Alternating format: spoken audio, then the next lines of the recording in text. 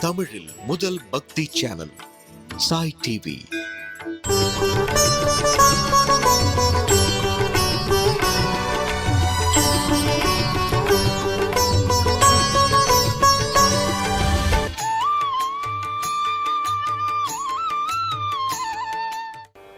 குத்து விளக்கெரிய கோட்டுக்கார் கட்டில் மெத்தென்ற பஞ்ச சயனத்தின் மேலேறி குத்து விளக்கெரிய கோட்டுக்கார் கட்டில் மெத்தென்ற பஞ்ச சயனத்தின் மேலேறி புத்தாளர் பூங்குழல் நப்பின்னை குங்கை மேல் வைத்து கிடந்த மலர் மார்பா திரவாய் மைதடங் கண்ணீனாய் நீ உன்மனால எத்தனை போதும் துயிலெழ ஓட்டாய் கான் எத்தனை ஏழும் பிரிவாற்ற கில்லாயாய் தத்துவம் மன்று தகவேலோ ரெம்பாவாய்.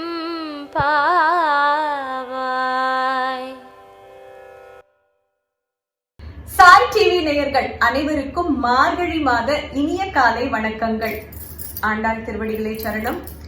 பெரியாழ்வார் பெற்றெடுத்த பெண் பிள்ளையான கோதை கண்ணனதான் கல்யாணம் பண்ணிப்பேன்னு 10 பெண் பிள்ளைகளை எழுப்பி பாவை நோன்பு நோத்து எல்லாரும் சேர்ந்து ஆயர்பாடி வந்தாச்சு. கண்ணனோடு தொடர்புடையவர்கள் மூலமாகத்தான் கண்ணனை அடைய முடியுங்கிறது ஆண்டாளுக்கு நன்றாகவே தெரியும். வாயில் காப்பாளர் நந்தகோபர், யசோதை, பலராமர் இவர்கள் கிட்ட பிரார்த்திக்கிறார். நந்தகோபரோட அரண்மனைக்குள்ள வந்து பார்த்தா கண்ணனோ உறங்குவது நப்பின்னை பிராட்டியோடு. நப்பின்னை யாருன்னா யசோதையின் அண்ணன் கும்பனின் மகள். பெருமாளுக்கு 3 துணைவியர், ஸ்ரீதேவி, பூமாதேவி, நீலாதேவி. நீலாதேவியோட அவதாரமாக வந்தவள் தான் நப்பின்னை. ஆண்டாளோட மகத்துவம் என்னன்னா ஸ்ரீதேவியோட ஐஸ்வர்யம், பூமாதேவியோட பொறுமை, நீலாதேவியோட அழகு, 3ம் நிறைந்தவள் நம் ஆண்டாள். 3 துணைவியர்ங்கிறதுனால பிராட்டிக்கு 3 பாசுரங்கள் 18, 19, 20. இன்றைக்கு நடுப்பாசுரமான 19வது பாசுரம். இந்த பாசுரத்துல ஆண்டாள் நப்பின்னை பிராட்டி கிட்ட எப்படி பிரார்த்திக்கலாம்னு பார்க்கலாம். அதுக்கு முன்னாடி இன்றைய பாசுரத்தை வாசிக்க கத்துக்கலாமா? குத்து விளக்கெரிய கோட்டுக்கால் கட்டில் மேல் குத்து விளக்கெரிய கோட்டுக்கால் கட்டில் மேல் மெத்தென்ற பஞ்ச சயனத்தின் மேலேறி மெத்தென்ற பஞ்ச சயனத்தின் மேலேறி கொத்தலர் பூங்குழல் நப்பினை கொங்கை மேல் கொத்தலர் பூங்குழல் நப்பினை கொங்கை மேல் வைத்து கிடந்த மலர் மார்பாய் திரவாய் வைத்து கிடந்த மலர் மார்பா வாய் திறவாய் மைத்தடங் கண்ணினாய்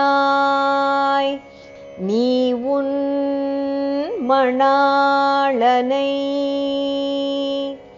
மைத்தடங் கண்ணினாய் நீ உன் மணாளனை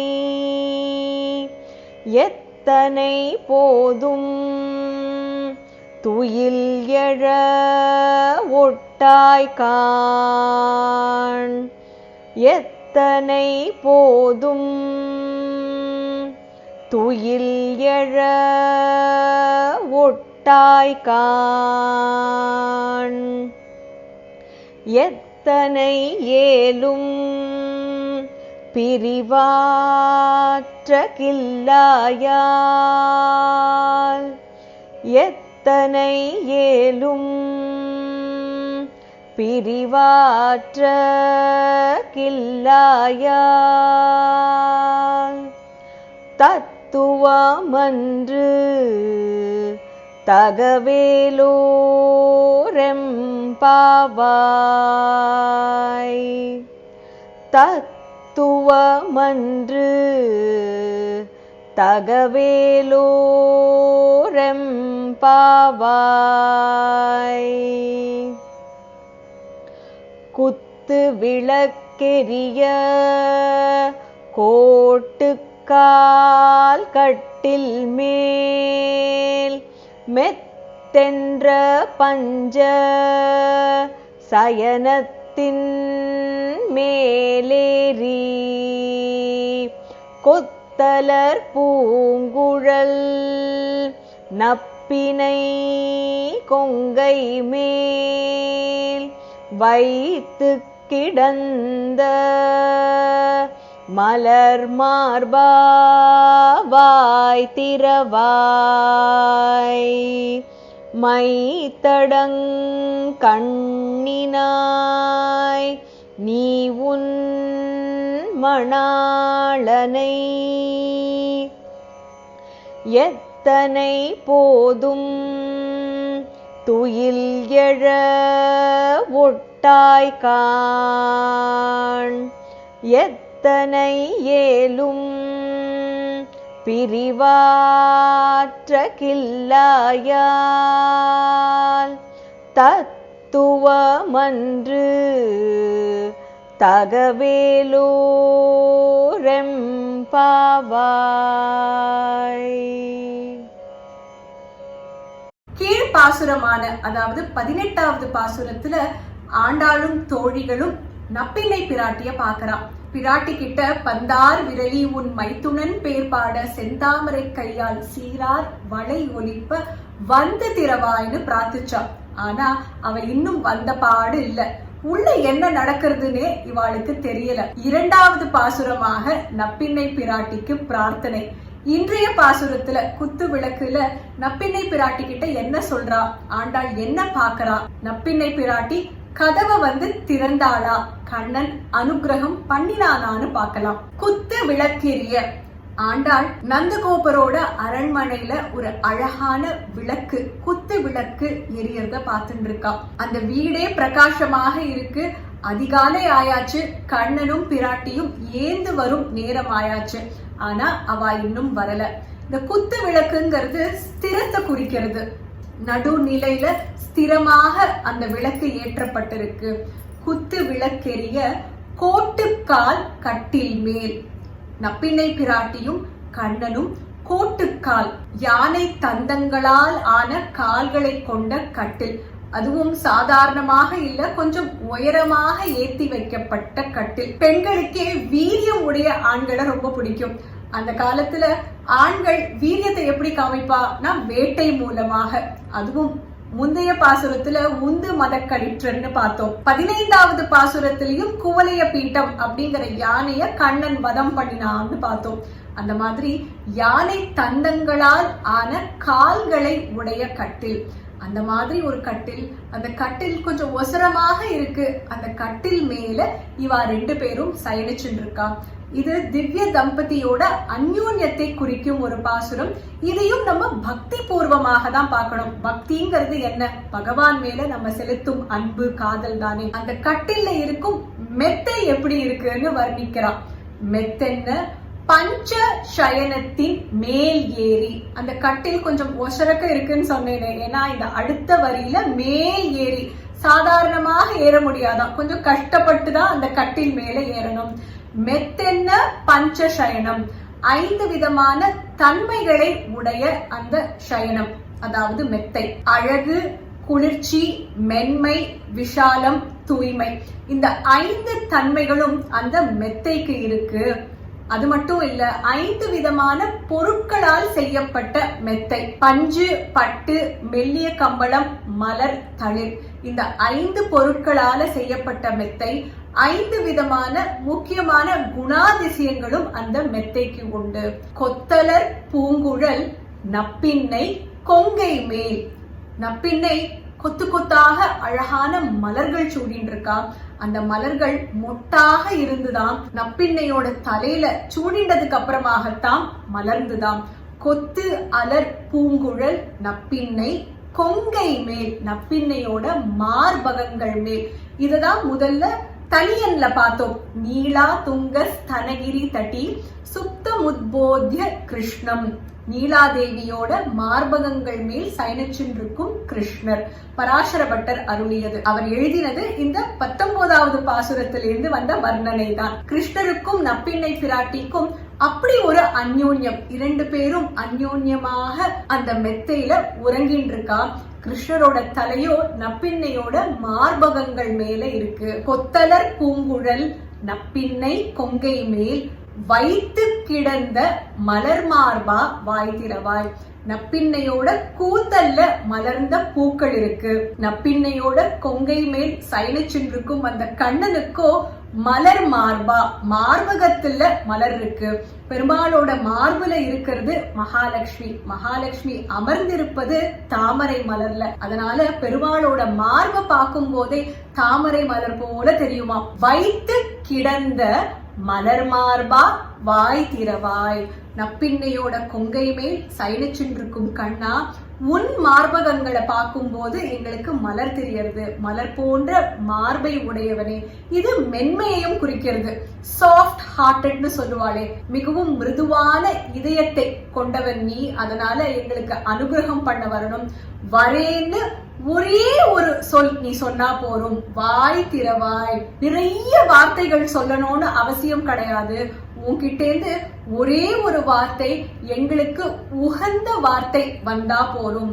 அப்படியும் கண்ணன் வந்தா மாதிரி தெரியல, நப்பின்னையும் வந்து கதவை திறந்தா மாதிரி தெரியல. இப்போ நப்பின்னையோட தயையை பத்தி சொல்றா. மைத்தடங் கண்ணினாய் நீ உன் மணாளனை. மைத்தடங் கண்ணினாய், கண்ணுலதான் தாயாரோட தயை தெரியும். இதுக்கு முன்னாடியும் ஹனுமான் சீதைய சந்திச்ச போது சீதையோட கண்கள்ல எப்படி அவர் தயை பார்த்தார், சீதை எப்படி ராமனை இதுல வென்றுட்டான்னு பார்த்தோம். அதனால மைத்தடங் கண்ணினாய், உன் கண்கள் அழகாக இருக்கு. அந்த கண்ணுக்கு அழகு சேர்ப்பது மை மட்டும் கிடையாது. அந்த கண்ணுக்கு அழகு சேர்ப்பது உன்னோட கருணை, காருண்யம். நீ கண்ணாலேயே கண்ணனோடு பேசும் வித்தை அறிஞ்சவள். அதனால கண்ணால நீ கண்ணன் கிட்ட சொல்லலாமே. குழந்தைகள் வந்திருக்கா, ஆயர்குல சிறுமியர் வந்திருக்கா, அவளுக்காக வாய் திறந்து நீ பேசுன்னு நீ சொல்லலாமே. மைத்தடன் கண்ணினாய் நீ உன் மணாளனை. இப்பவும் சொல்றோம், அந்த கண்ணன் உன்னுடைய மணாளன் தான். நேத்திக்கு சொன்ன மாதிரியே தான் இன்னைக்கும் சொல்றோம். எங்களோட கண்ணன்னு நாங்க சொல்லல, உன் மணாளனை. இவ்வளவு காத்தால ஆயிடுத்து, குழந்தைகளான நாங்க இன்னமும் வெளியில காத்துட்டு இருக்கோம். ஆனா நீயோ கண்ணனை எழுப்புற மாதிரியே தெரியல. கண்ணனை எழுப்பும் அபிப்பிராயமே உனக்கு இல்லையான்னு கேக்குறா. மைத்தடன் கண்ணினாய் நீ உன் மணாளனை எத்தனை போதும் துயில் எழ ஒட்டாய் கான். இவ்வளவு நேரமாச்சு, நீ கண்ணனை எழுப்பவே போறது இல்லையா? அவனை எழுப்பும் எண்ணமே உனக்கு இல்லையான்னு கேக்குறா. நீ ஏன் கண்ணனை எழுப்ப மாட்டேங்கிறன்னு எங்களால கொஞ்சம் யூகிக்க முடியறது. எத்தனை ஏனும் பிரிவாற்ற கில்லாயால், ஒரு க்ஷணம் கூட கண்ணனை பிரிஞ்சு நீ இருக்க மாட்டியோ, அதனால தான் நீ எழுப்ப மாட்டேங்கிறியோ. எத்தனை ஏலும் பிரிவாற்ற கில்லாயால், ஒரு க்ஷணம் கூட கண்ணனை விட்டு நீ பிரிய மாட்டியா, அதுக்காக இப்படி எழுப்பாம இருக்கிறது சரியா?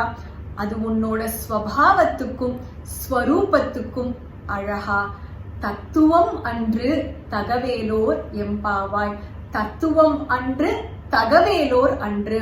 உன்னோட ஸ்வரூபமும் அது கிடையாது, உன்னோட ஸ்வபாவமும் அது கிடையாது. உன்னோட ஸ்வபாவமே வந்த குழந்தைகளை கண்ணனிடம் அனுப்புவது, சேர்ப்பது.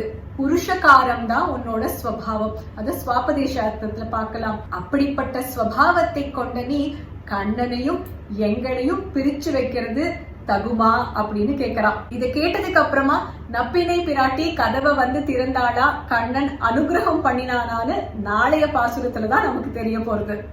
இப்ப பாசுரத்தோட ஸ்வாபதேச அர்த்தத்தை பார்க்கலாம். குத்து விளக்கெரிய, விளக்குன்னு வந்ததுனால முதல் ஸ்வாபதேச அர்த்தம் ஞானம். ஸ்ரத்தையான பக்தி மூலமாக ஞான மார்க்கம். அந்த ஞானம் இருந்தா அஞ்ஞானம் போய் நம்ம பகவான அடையலாம். இது முதல் ஸ்வாபதேச அர்த்தம். குத்து விளக்குல 5 முகங்கள். அந்த 5 முகங்களும் பெருமாளோட 5 நிலைகளை குறிக்கிறது. பரம், வியூகம், விபவம், அந்தர்யாமி, அர்ச்சாவதாரம். எந்த முகத்துல நம்ம எண்ணெயை சேர்த்தாலும் அது சமமாக பரவி அழகான ஜோதியாக பிரகாசத்தை கொடுக்கும் தன்மையை உடையது. மகாபாரதத்திலிருந்து இதுக்கு ஒரு நிகழ்வு உதாரணமாக சொல்லுவா. கிருஷ்ணர், துரியோதனன், யுதிஷ்டிரர் 2 பேர்கிட்டையும் ஒரு வஸ்துவால அறை முழுவதையும் அடைக்கணும்னு சொன்னாராம். அப்போ துரியோதனன் வைக்கோல் வைத்து அந்த அறை முழுவதையும் அடைச்சு அறைக்குள்ளேயே போக முடியலையாம். யுதிஷ்டர் என்ன பண்ணினார் தெரியுமா? அவர் ஒரு அழகான தீபத்தை அந்த அறையோட நடுவுல ஏத்தி வச்சு அந்த அறை முழுவதும் பிரகாசமாக ஒளிமயமாக ஆக்கினாராம். அதுதான் ஞானத்தை குறிக்கும் தீபத்தோட அழகு. இது 2வது ஸ்வாபதேச அர்த்தம். 3வதாக கோட்டுக்கால் கட்டில். அந்த கட்டிலுக்கு 4 கால்கள். அந்த கால்கள் புருஷார்த்தங்களை குறிக்கிறது. தர்ம, அர்த்த, காம, மோக்ஷ. கடைசியாக பெருமாள் பிராட்டி, அந்த திவ்ய தம்பதியோட அந்யோன்யம் புருஷகாரத்தை குறிக்கிறது. ஒரு பக்தன் தாயார் கிட்ட போய் வேண்டும் போது தாயார் பார்த்துட்டே இருப்பாளாம். பெருமாள்கிட்ட போய் பக்தனுக்கு என்ன வேணுமோ அதை அனுகிரகம் பண்ணுங்கோலேன்னு ரெக்கமெண்டேஷன் பண்ணுவாளாம். இதை நேத்திக்கும் பாசுரத்துல பார்த்தோம். அது மட்டும் இல்ல, நமக்கு என்ன தேவையோ அதுக்கான வழி வகுத்து கொடுப்பவளும் அந்த தாயார். நீ இதை மட்டும் பண்ணிடும், உனக்கு என்ன வேணுமோ நான் பெருமாள்கிட்ட வாங்கி தரேன் அப்படின்னு சொல்லுவாளாம் தாயார். இதுதான் வைஷ்ணவ சம்பிரதாயத்துல புருஷகாரம்னு சொல்லுவா. ராமாயணத்திலிருந்தும் ஒரு உதாரணம் பார்க்கலாம். சீதையோட முலைய காக்காசுரன் தீண்டின போது ராமர் தர்பையை ஏவி விட்டு காக்காசுரனை அழிக்க பார்த்தாராம். அப்போ காக்காசுரன் எல்லா உலகங்களுக்கும் போய் ஒண்ணுமே பண்ண முடியாம கடைசியில சீதை கிட்டதான் வந்து சரணடைஞ்சு சீதை ராமர் கிட்ட பரவாயில்ல விட்டுடுங்கோன்னு சொன்னாலாம். அதுதான் இந்த தாயாரோட தயை. இந்த 3 பாசுரங்கள்லயும் தாயாரோட தயை தான் முக்கியமாக குறிக்கப்பட்டிருக்கு. பக்தி ஸ்ரத்தையோட நம்ம ஸ்லோகங்கள், திருப்பாவை, திருவம்பாவை, லலிதா சஹஸ்ரநாமம், விஷ்ணு சஹஸ்ரநாமம், இது மாதிரி ஸ்லோகங்கள் வாசிக்கிறது எதுக்காக? பகவான் கிட்ட பக்தி செலுத்துவதற்காக. அந்த பக்தி மூலமாக பகவான அடையணும், நமக்கு ஞானம் கிடைக்கணுங்கிறதுக்காக. இந்த பாசுரத்தை தொடங்கும் போதே குத்து விளக்கெரிய அப்படின்னு விளக்க பத்தி சொல்றா ஆண்டாள். சனாதன தர்மத்திலேயே விளக்குக்கு ரொம்ப முக்கியத்துவம் உண்டு. பகவானுக்கு ஏத்தும் போது இருட்ட போக்கி வெளிச்சம் வரணும் அப்படிங்கிறதுக்காக மட்டும் கிடையாது. தீப ஜோதிஹி பரபிரம்ம தீப ஜோதிர் ஜனார்தனஹ தீபோ ஹரதுமே பாபம் தீப ஜோதிர் நமோஸ்துதே. அந்த தீபம்ங்கிறது அஞ்ஞானம் போய் நமக்கு ஞானம் பிறக்கணும் அப்படிங்கறத குறிக்கிறது. அந்த அஞ்ஞானத்தை போக்கி ஞானத்தை கொடுக்கும் சக்தி யாருக்கு உண்டுனா அது குருக்கு மட்டும்தான் உண்டு. கு அப்படின்னா இருட்டு, ரு அப்படின்னா அதை போக்குபவர். திருப்பாவை முழுவதுமே ஆண்டாள் சொல்லும் தத்துவமும் அதுதான். பகவத்கீதையில இதுக்கு அன்வயமாக கிருஷ்ணர் என்ன சொல்லியிருக்காருன்னு பார்க்கலாம். 4வது அத்தியாயம் ஞான கர்ம சந்நியாச யோகம் 35வது ஸ்லோகம். யஜ்ஞாத்வான புனர்மோகம் ஏவம் யாஸ்யசி பாண்டவ ஏன பூதான்யசேஷேன த்ரக்ஷ்யஸ்யாத்மன்யதோ மயி. ஒரு உண்மையான குரு காட்டும் பாதையின் மூலமாகத்தான், அவர் போதிக்கும் அந்த ஞானத்தின் மூலமாகத்தான் பரம்பொருளை நம்ம உணர முடியும். அதை உணர்ந்தோம்னா தான் மாயையில விழாம இருக்க முடியும். அப்போதான் இந்த பூமியில வந்த அத்தனை வஸ்துக்களும் பரம்பொருள் கிட்ட இருந்து தான் வந்தது. அந்த பரம்பொருளுக்குள்ளதான் அத்தனை வஸ்துக்களும் அடங்கி இருக்குங்கிறது நமக்கு புரியும்னு சொல்றார் கிருஷ்ணர் இந்த ஸ்லோகத்துல. ஒரு உண்மையான குரு யாருன்னா, இந்த சம்சார சாகரத்துல நம்ம எல்லாம் தத்தளிச்சுட்டு இருக்கும் போது நம்மளை கரை சேர்க்கறதுக்காக நமக்கு துணையாக இருந்து பிரயத்தனம் பண்ணுபவர் தான் குரு. குருவோட முக்கியத்துவத்தையும் குரு மூலமாக ஞானம் கிடைக்கும்ங்கிறதையும் பகவத்கீதையில இந்த ஸ்லோகத்துல பார்க்கலாம். அதேதான் ஆண்டாள் இந்த பாசுரத்திலையும் குத்து விளக்கு அப்படிங்கிற அந்த வார்த்தை மூலமாக வெளிக்கொண்டு வரா. திருப்பாவை முழுவதும் ஆண்டாள் ஸ்ரீவில்லிபுத்தூர்ல இருக்கும் வட்டபத்திரசாயி இல்ல ஆயர் குலத்துல இருக்கும் கண்ணனை பற்றி மட்டும் பாடல, மத்த திவ்ய தேச பெருமாளை பத்தியும் பாடியிருக்கான்னு பார்த்துட்டு வரும். இன்றைய பாசுரத்துல ஆண்டாள் குறிக்கும் திவ்ய தேசம் என்னன்னு பார்க்கலாம். இன்றைக்கும் பெருமாளும் பிராட்டியும் சேர்ந்து இருக்கும் ஒரு தன்மை, அந்த இணைப்பு, தெய்வீக தம்பதி. அதனால பெருமாளும் தாயாரும் சேர்ந்து இருக்கும் ஒரு ஸ்தலம் தான் இன்றைய திவ்ய தேசம். சென்னை அடுத்து மகாபலிபுரம் செங்கல்பட்டு மாவட்டத்துல இருக்கும் திருவிடந்தை நித்திய கல்யாண பெருமாள் திருக்கோயில். இங்க மூலவர் நித்திய கல்யாண பெருமாள், தாயார் அகிலவல்லி தாயார். ஆண்டாளுக்கும் இங்க தனி சன்னதி உண்டு. எப்படி பாடல் பெற்ற சிவ திருத்தலங்கள்ல திருமணஞ்சேரி கல்யாண சுந்தரர் கோகிலாம்பாள் அந்த திருக்கோயிலோ, அதே மாதிரி வைஷ்ணவர்கள் இந்த கோவில்ல பிரார்த்தனை பண்ணிட்டோம்னா கல்யாணம் ஆகாதவாளுக்கு சீக்கிரம் கல்யாணம் நடக்கும். திருமணம் முடிந்த கணவன் மனைவியர் அந்யோன்யமாக ஒத்துமையாக இருப்பாங்கிறது ஐதீகம். திருமங்கையாழ்வார் பெரிய திருமொழியில இந்த பெருமாளை மங்களாசாசனம் பண்ணும் போது, திவளும் வெண்மதி போல் திருமுக தறிவை செழும் கடல் அமுதினிற் பிறந்த அவளும் நின்னாக திருப்பதும் அறிந்தும் அகிலும் ஆசை விடாலால் குவளையங்கண்ணி கொல்லியம்பாவை சொல்ல நின்றாள் நயந்திருந்த இவளை உன் மனத்தால் என் நினைத்திருந்தாய் இடவெந்தை எந்தை பிரானே. ஆண்டாள் இந்த பாசுரத்துல பெருமாள் பிராட்டியோட அந்யோன்யம், அதாவது திவ்ய தம்பதி எப்படி இருக்கான்னு வர்ணிச்சிருக்கா. அதே மாதிரி திருமங்கையாழ்வார் இந்த பாசுரத்துல அழகான கண்களை உடைய பிராட்டி, மலர் மார்பனான கண்ணன், இரண்டு பேரும் இந்த கோவில்ல இருந்து வரவா அத்தனை பேருக்கும் அனுகிரகம் பண்றேன்னு மங்களாசாசனம் பண்ணிருக்க. அதனால இந்த பாசுரத்துல ஆண்டாள் குறிக்கும் திவ்ய தேசம் செங்கல்பட்டு மாவட்டத்துல இருக்கும் நித்திய கல்யாண பெருமாள் திருக்கோயில். இந்த மார்கழி மாதம் பெருமாளுக்கு விசேஷமான நைவேத்தியங்களும் சமர்ப்பணம் பண்ணிட்டு வரும். இன்றைக்கு பெருமாளுக்கு விசேஷமாக ஒரு கலந்த சாதம், கொத்தமல்லி சாதம். எல்லாரும் ஆவலோடு எதிர்பார்த்துட்டு இருக்கும் பாசுர கோலங்கள். இன்னைக்கு 19வது பாசுரம் குத்து விளக்கேறிய. இன்னைக்கு எல்லாரோட ஆத்து வாசல்லையும் விளக்குகள் பிரகாசமாக ஜொலிச்சிருக்கும்னு நினைக்கிறேன். நாளைக்கு 20வது பாசுரம். இந்த பாசுரத்தோட குறிப்புகளை இப்ப பார்க்கலாம். நாளைய பாசுரத்திலையும் ஆண்டாள் நப்பின்னை பிராட்டியை தான் எழுப்புறா. பிராட்டி கிட்ட கண்ணனை உக்கமும் தட்டொலியும் தந்து அனுப்புன்னு கேக்குறான். அதாவது விசிறியும் கண்ணாடியும், விசிறியும் கண்ணாடியும் நிறைந்த ஒரு கோலத்தை போடலாம். இன்னும் விரிவான கோலம் போட விரும்புறவா பாசுரம் தொடங்கும் போது 33 அமரர்க்கு முன் சென்று கப்பம் தவிர்க்கும் கலியே துயிலிழாய். இது மறைமுகமாக கஜேந்திர மோக்ஷம் அந்த நிகழ்வை குறிக்கிறது. அதனால நடுவுல கஜேந்திர மோக்ஷம், அந்த யானை முதலை பெருமாள் கருடன் மேல பறந்து வரா மாதிரி. ஆண்டாள் நப்பின்னை பிராட்டி கிட்ட உக்கமும் தட்டொலியும்னு சொல்றதுனால அந்த விசிறி கண்ணாடி அது ரெண்டையும் போட்டுட்டும் நெருப்பென நின்ற நெடுமாலே, அதனால நெருப்பு. உன் மணாளனை அப்படின்னு சொல்றதுனால இதயத்தை குறிக்கும் பிங்க் கலர் ஹார்ட்ஸ். நாளையோட பாசுரத்துல போடுறதுக்கு நிறைய விஷயங்கள் இருக்கு. கஜேந்திர மோக்ஷம், உக்கம், தட்டொலி, நெருப்பு, மணாளன் இதெல்லாம் குறிக்கிற மாதிரி கோலம் போடலாம். மறக்காம உங்களோட கோலங்களை எங்களோட வாட்ஸ்அப் மூலமாக பகிர்ந்துக்கோங்க. வேதங்கள், இதிகாசங்கள், புராணங்கள், உபனிஷத்கள் இதெல்லாம் சனாதன தர்மத்துல உண்டு. 3 விதமான தத்துவங்களும் உண்டு. மத்வாச்சாரியரோட துவைத்தம், ஆதிசங்கரோட அத்வைத்தம், ராமானுஜரின் விசிஷ்டாத்வைத்தம். இந்த 3 தத்துவங்களும் ஒரே வேதத்திலிருந்து தான் வந்தது. அது எப்படி? வேதம் ஒன்றுதான் 3 தத்துவங்கள் எப்படி வரலாம் அப்படின்னு கேட்டா, வேதத்துல 3 விதமான ஸ்ருதிகள் உண்டு. பேத ஸ்ருதி, அபேத ஸ்ருதி, கடக ஸ்ருதி. அந்தந்த ஆச்சாரியர்கள் எந்த ஸ்ருதி அவளுக்கு லகிச்சதோ அதுக்கு ஏத்த மாதிரி தத்துவங்களை நிலைநாட்டினான். இந்த பாசுரத்துல கடைசி வரியில தத்துவம் அன்று அப்படின்னு ஒரு வார்த்தை வருது. வைஷ்ணவ ஆச்சாரியர்கள் இதுக்கு வியாக்கியானம் சொல்லும் போது தத்துவம் அன்று. ஆதிசங்கரோட அத்வைதம் சொல்லுவது தத்துவமசி, அகம் பிரம்மாஸ்மி. இங்க ஆண்டாள் சொல்றதோ தத்துவம் அன்று, அதாவது விசிஷ்டாத்வைதத்தை. இந்த 3 தத்துவங்களுக்கும் வித்தியாசம் என்ன அப்படின்னு பார்த்தோம்னா, வேதாத்ரி மகர்ஷி இதுக்கு ஒரு அழகான உதாரணம் சொல்லுவார். நம்ம உணவு சமைக்கும் போது அந்த உணவு வேறு, நாம் வேறு, அது துவைத்தம். அந்த உணவை உட்கொள்ளும் போது, அது நம்ம வயிற்றுக்குள்ள போகும்போது அது விசேஷமான அத்வைத்தம், விசிஷ்டாத்வைத்தம். அந்த உணவு சரித்து நம்மளோட உடம்போட கலந்து அது சத்தாக மாறும் போது அது அத்வைத்தம். எந்த தத்துவமாக இருந்தாலும் கடைசியில நம்ம சேர போறது பகவான் கிட்டதான்.